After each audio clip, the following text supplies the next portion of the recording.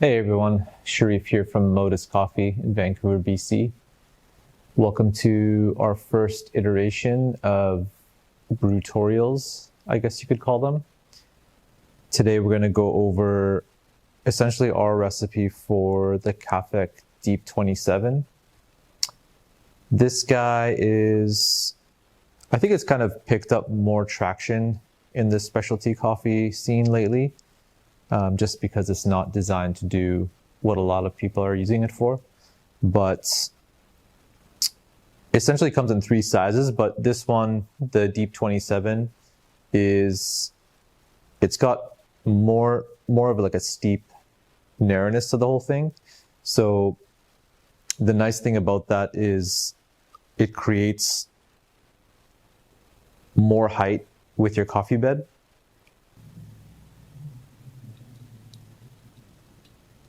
But also, if you're brewing a coffee that costs you a little bit of money, maybe you don't want to brew 20 grams, 15 grams of it. Just 7 grams will do. So it kind of makes it a little bit more fun where you can kind of just play around with smaller doses. And if you mess something up also, it's not a big deal. But again, it's a very forgiving brewer. So even if your brews are kind of up and down here and there, you're probably going to get something pretty good. Typically, we kind of go with a coarser grind with this thing, just because most of the time you're probably going to be doing multiple pulses, 3 pulses, maybe even 5 pulses. So because there's going to be a lot of agitation in there, we find that a coarser grind kind of helps to avoid fines. So you don't end up with a hollow kind of brew. For Modus coffees, we're kind of sticking around the 700 micron range, maybe even 730 microns. So this is going to be pretty coarse, but we find that if you can get that agitation up and that initial bloom agitation up, you can get some pretty interesting brews, and you can kind of, like I said, you can kind of just break the rules with this thing. Really easy brewer to use, but also the ceiling for how good your brew is going to be is maybe not as high as other brewers like the Oria or the V60 or that kind of thing. So let's look at how to brew with this thing actually.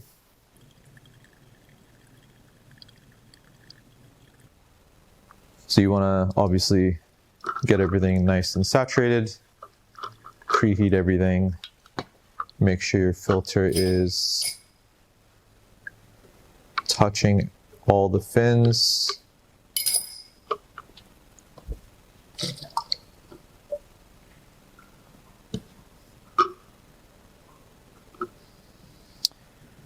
We're going to be using a Guatemalan today. Super great washed Guatemalan from Raul Gonzalez. He's part of a group that we've been working with for probably 6 years now. And I think this is the 4th year we've had his coffee. 4 varietal blend. Blend from his farm. Super great coffee, really balanced, lots of red fruit.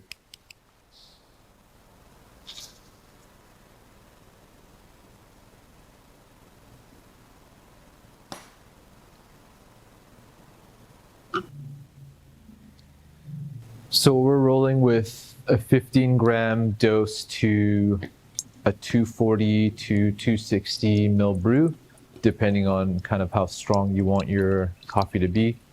So we're going to start off with obviously getting the coffee in there. You want to settle your bed.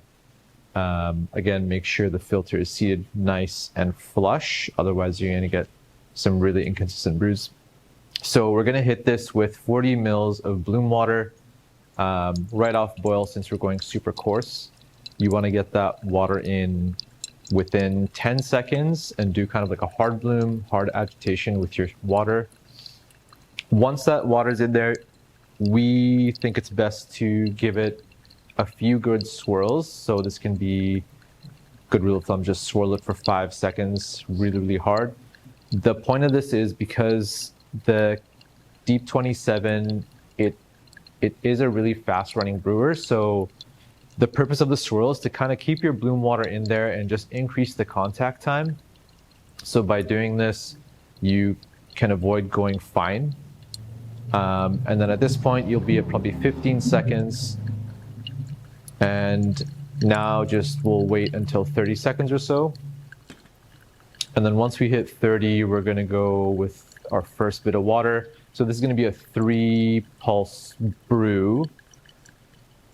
At 30 seconds, we're gonna pour from the center out up to 100 mils. This is gonna almost fill up the brewer. And then in between each pulse, you're gonna wanna wait just until you can see the bed of the coffee. If you start it when the water is too high, you're not gonna get enough agitation. And this is kind of how you're gonna end up with really, really watery brews. So we're gonna wait till the water draws down so we can just see the bed.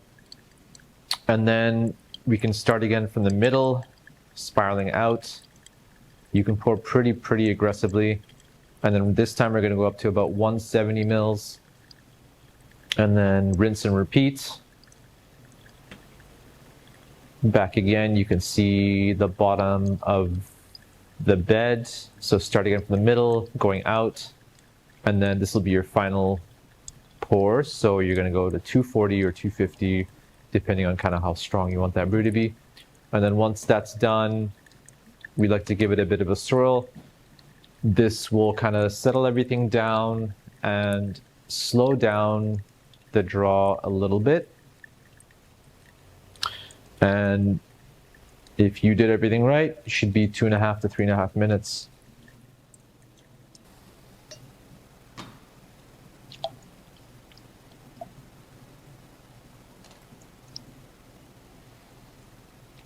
You're gonna want to go for probably like a brew time of 2.5 to 3.5 minutes. Now this is gonna depend on obviously how strong you want your coffee, but you can also play with the pulses. So we kind of find that anything under 2.5 minutes, 2 minutes might be a little dilute and a little bit hollow. So 2.5 to 3.5 minutes for us is kind of the sweet spot.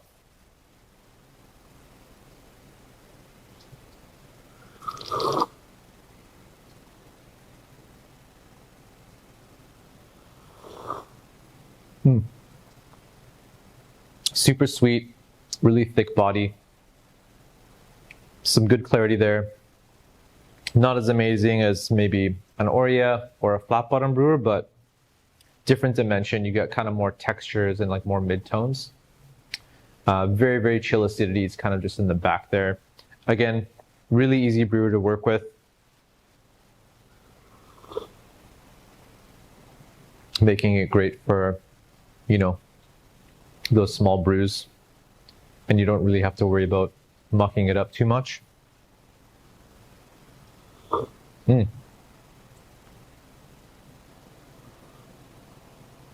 So if you want to do this with less coffee, obviously, the best way to approach it is just to increase your pulses. You don't really want to change your grind too much. Finer grind is not really going to help it draw down any different. You instead want to use your bloom and increase your number of pulses to kind of get that timing that you're going for and the proper agitation. But we find kind of 8 grams works really well.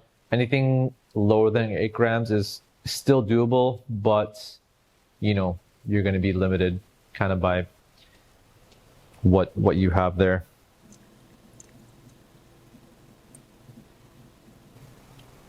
That's it, guys. Thanks so much.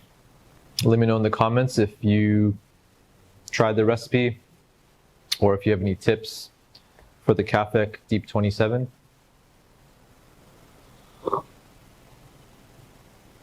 See you on the next.